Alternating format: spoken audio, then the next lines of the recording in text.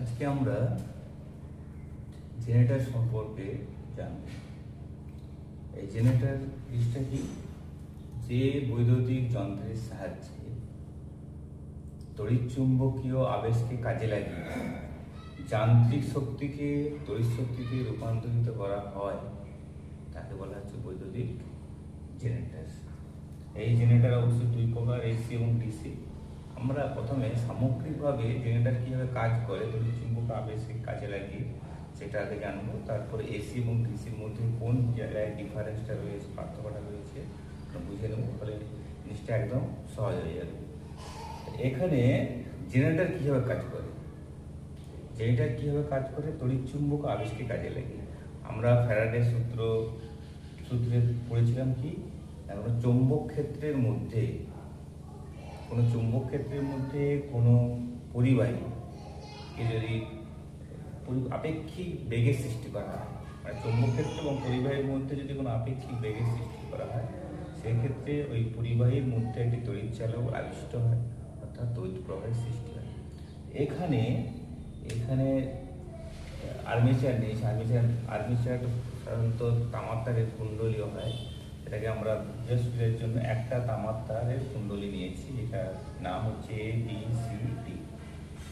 এবার এখানে একটা চুম্বক ক্ষেত্র নিয়ে, শক্তিশালী চুম্বক ক্ষেত্র অসংখ্য আকৃতির N এবং S দেখতে পাচ্ছি, এবং চুম্বক ক্ষেত্রের প্রবাহ বা বলরেখা প্রবাহ সবসময় N থেকে উত্তর মেরু থেকে দক্ষিণ মেরু দিকে হয়। এবার এই যে আর্মেচারটাকে এই একটা অক্ষের চারদিকে অবাধে ঘুরতে পারে, এই অক্ষটাকে ঘোরাতে হবে। অক্ষকে যদি ঘোরানো হয় সেক্ষেত্রে এখানে চৌম্বক ক্ষেত্রে এই আর্মেচারের মধ্যে চৌম্বক ক্ষেত্রের পরিবর্তন হবে, আর তার ফলে এখানে একটি তড়িৎচালক বল আবিষ্ট হবে। এবার এই তড়িৎচালক বল যে আবিষ্ট হবে তার অভিমুখ কোন দিকে হবে সেটা ফ্লেমিংয়ের ডান হস্ত নিয়মের সাহায্যে নির্ধারণ করা হয়। আমি ক্ষেত্রে দেখে নিচ্ছি ফ্লেমিংয়ের ডান হস্ত নিয়ম কীভাবে কাজ করছে। ডান হাতের তিনটা আঙুল, এই যে বৃদ্ধাঙ্গুলি হচ্ছে এই পরিবাহীর গতিকে নির্দেশ করবে, পরিবাহী ঘুরছে পরিবাহীর গতিকে নির্দেশ করবে, তর্জনী চৌম্বক ক্ষেত্রে অভিমুখে নির্দেশ করবে, এবং মধ্যমা তড়িৎ প্রবাহের গতির অভিমুখে নির্দেশ করবে। ঠিক আছে, এবার আমরা এখানে দেখে নিচ্ছি। ধরলাম এই অক্ষটাকে আমরা ঘুরাবো অ্যান্টি ক্লকওয়াইজ, ঘড়িকাটার বিপরীত দিকে ঘোরাবো। ঘোরানোর ফলে ভালো করে লক্ষ্য করো, AB এই প্রান্তটা কোন দিকে যাবে? নিচের দিকে যাবে। নিচের দিকে যাওয়ার ফলে এখানে আমরা দেখতে পাচ্ছি তড়িৎ চৌম্বক ক্ষেত্রের যে প্রবাহ সেটা N থেকে S তর্জনী বরাবর হচ্ছে। এবার একে ঘোরানো হচ্ছে অ্যান্টি ক্লকওয়াইজ, তাই বৃদ্ধাঙ্গুলটি পিছনের দিকে চলে যাচ্ছে, AB তারটি পিছনের দিকে চলে যাচ্ছে।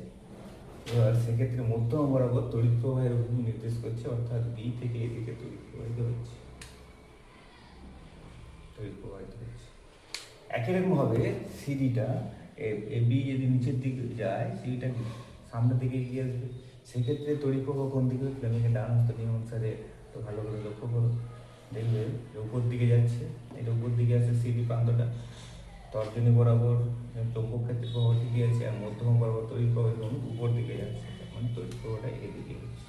এবং এদিকে এখানেও একই রকমভাবে বদ্ধকুণ্ডলী যেহেতু এইভাবে হচ্ছে। এইভাবে যত এখানে চৌম্বক ক্ষেত্রের পরিবর্তন করা, অর্থাৎ যত ঘোরানো হবে এখানে চৌম্বক ক্ষেত্রের পরিবর্তন সবসময় যতক্ষণ হবে, এবং এখানে একটা আবিষ্ট তড়িৎচালক বল এবং তড়িৎ প্রবাহের সৃষ্টি হবে। এবার এসি ডাইনামো কীভাবে কাজ করে? এটা ডাইনামো জেনারেটর বেসিক রুল, একটাকে বললাম। এবার এসি ডাইনামোর ক্ষেত্রে কী কী থাকে? এখানে দেখো স্লিপ রিং দুটো লাগানো রয়েছে, দুটো স্লিপ রিং, এবং স্লিপ রিংয়ের প্রত্যেকটা স্লিপ রিংয়ের সঙ্গে ব্রাশ লাগানো আছে। ঠিক আছে, এবার এসি জেনারেটর ক্ষেত্রে দেখো, প্রথম ক্ষেত্রে যখন তড়িৎ প্রবাহ BA থেকে যায় তখন স্লিপ রিং থেকে B1 এলো, ব্রাশ B1 হয়ে তড়িৎ প্রবাহ এই পরিবাহীর মধ্য দিয়ে বা রোধের মধ্য দিয়ে গিয়ে B2-তে যাবে, B2 হয়ে R2 আবার DC হয়ে কানেকশনটা কমপ্লিট করবে। এবার যদি 180 ডিগ্রি অ্যাঙ্গেলে ঘুরে যায় সেক্ষেত্রে কী হবে? দেখো, প্রথম ক্ষেত্রে তড়িৎ প্রবাহ হয়েছিল B1 থেকে B2 দিকে তড়িৎ প্রবাহিত হচ্ছিল, অভিমুখ ছিল। এবার দ্বিতীয় বিদ্যুতের ক্ষেত্রে মানে 180 যদি অ্যাঙ্গেলে এটা ঘুরে ঘুরে যাচ্ছে, সেক্ষেত্রে এবির জায়গায় সিডি এসে গেছে আর সিডির জায়গায় এবি এসে গেছে।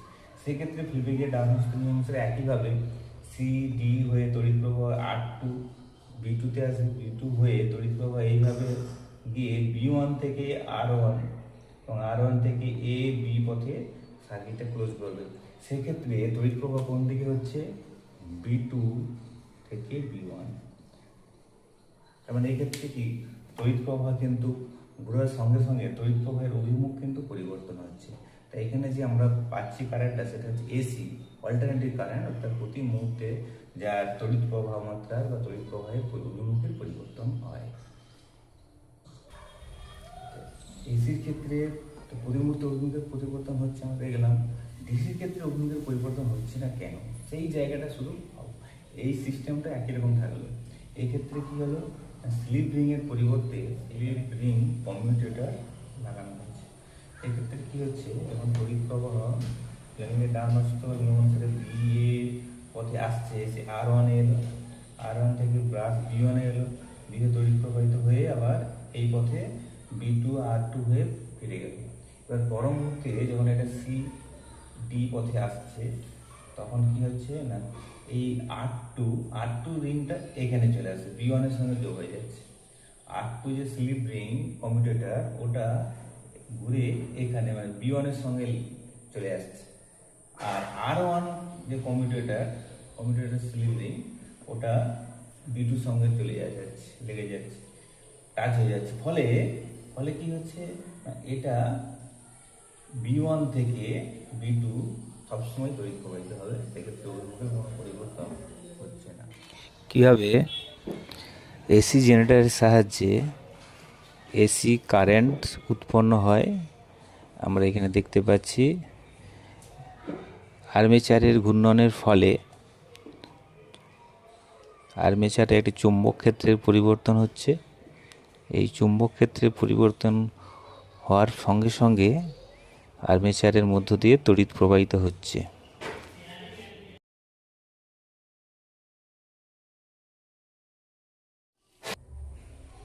এই এসি জেনারেটর বা তাপবিদ্যুৎ কেন্দ্র, জলবিদ্যুৎ কেন্দ্রের প্রয়োগ দেখেছি। কীভাবে করা হয় এটা একটু দেখে না। এখানে একটা ফার্নেস রয়েছে, অগ্নিকুণ্ড বলা আছে। অগ্নিকুণ্ডে বিভিন্ন জীবাশ্ম জ্বালানি দহন করা হয়। দহন করার ফলে এই বয়লারে হচ্ছে জল থাকে, জল গরম করা হয়, সেই জল গরম হয়ে বাষ্পে পরিণত হয়। সেই বাষ্পটা এই যে নল দেখতে পাচ্ছি, নলের মধ্য দিয়ে প্রচণ্ড প্রেশার থাকবে, প্রচণ্ড বেগে এখান দিয়ে যায়, এবং যাওয়ার ফলে এই টারবাইনে গিয়ে ধাক্কা দেয়, এবং এই টারবাইন প্রচণ্ড বেগে ঘুরতে থাকে। এবং এই ঘোরার ফলে এই টারবাইনের সঙ্গে একটা অক্ষ, এই জেনারেটর অক্ষের সঙ্গে যোগ করে থাকে। এই অক্ষ জেনারেটর অক্ষের সঙ্গে যোগ করে থাকে, ফলে এখানে আর্মেচারটা ঘুরতে থাকে, ফলে এখানে চৌম্বক ক্ষেত্রের পরিবর্তন হয়। আর চৌম্বক ক্ষেত্রের পরিবর্তন হলে বুঝতে পারছো এখানে তড়িৎ উৎপন্ন হয়, এবং এটা যে এসি তড়িৎ উৎপন্ন হচ্ছে, তাপবিদ্যুৎ কেন্দ্রে এসি কারেন্ট তৈরি হচ্ছে। এবং অতিরিক্ত যে বাষ্পটা কি হচ্ছে, জলে পরিণত হচ্ছে, জলে পরিণত আবার বয়লারে ফিরে আসছে। এইভাবে তাপবিদ্যুৎ কেন্দ্রে তড়িৎ উৎপন্ন হচ্ছে, এসি কারেন্ট উৎপন্ন হচ্ছে।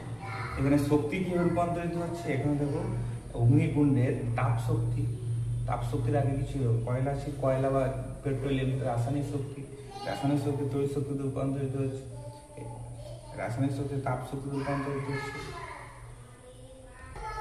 শক্তির রূপান্তরটা দেখো কিভাবে হচ্ছে, এখানে যে কয়লা বা পেট্রোলিয়াম জীবাশ্ম জ্বালানিগুলো রয়েছে, ওদের রাসায়নিক শক্তি জ্বলে গিয়ে তাপ শক্তি উৎপন্ন হচ্ছে।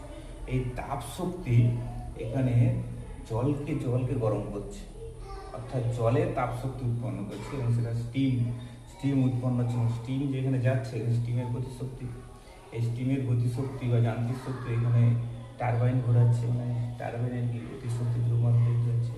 এই টারবাইনের গতিশক্তি বা যান্ত্রিক শক্তি এখানে তড়িৎ শক্তিতে রূপান্তরিত হচ্ছে। সুতরাং শক্তির রূপান্তর যদি আমরা এইভাবে মনে রাখতে পারি। জলবিদ্যুৎ কেন্দ্রে কীভাবে তড়িৎ উৎপন্ন হয়, কোনো খরস্রোতা নদী বা কোনো নদী পাহাড়ি অঞ্চলে সাধারণত ড্যাম তৈরি করা হয়। সেই ড্যাম করলে সে অনেক জল জমা হয়, এবং এখানে জল স্থিতিশক্তি সঞ্চিত হয়। এবার কোনো সুইচ গেটের মাধ্যমে, পাইপের মাধ্যমে জল ছাড়া হয়, পাইপের মধ্যে যে প্রচণ্ড বেগে জলটা যায়, অর্থাৎ স্থিতিশক্তি গতিশক্তিতে রূপান্তরিত হবে। রূপান্তরিত হওয়ার ফলে এই গতিশক্তিটা টারবাইনে গিয়ে আঘাত করবে, অর্থাৎ টারবাইনের গতিশক্তিতে এখানে রূপান্তরিত হবে। টারবাইনের গতিশক্তিতে রূপান্তরিত হবে।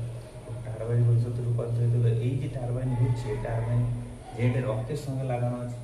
এই জেনারেটর অক্ষের সঙ্গে লাগানো থাকার ফলে জার্মিচার ঘুরবে, মানে চুম্বক ক্ষেত্রে পরিবর্তন হবে। চুম্বক ক্ষেত্রে পরিবর্তন হলে এখানে এটা তড়িৎ উৎপন্ন হবে, জেনারেটারে এসি কারেন্ট অংশ উৎপন্ন হবে। এইভাবে বুঝতে পারলে যে কীভাবে এসি ডিসি জেনারেটরের কার্যপ্রণালী, এটার নীতি এবং সেই সঙ্গে সঙ্গে ব্যবহারিক প্রয়োগ, তার তাপবিদ্যুৎ এবং জলবিদ্যুৎ কীভাবে উৎপন্ন করা হয়।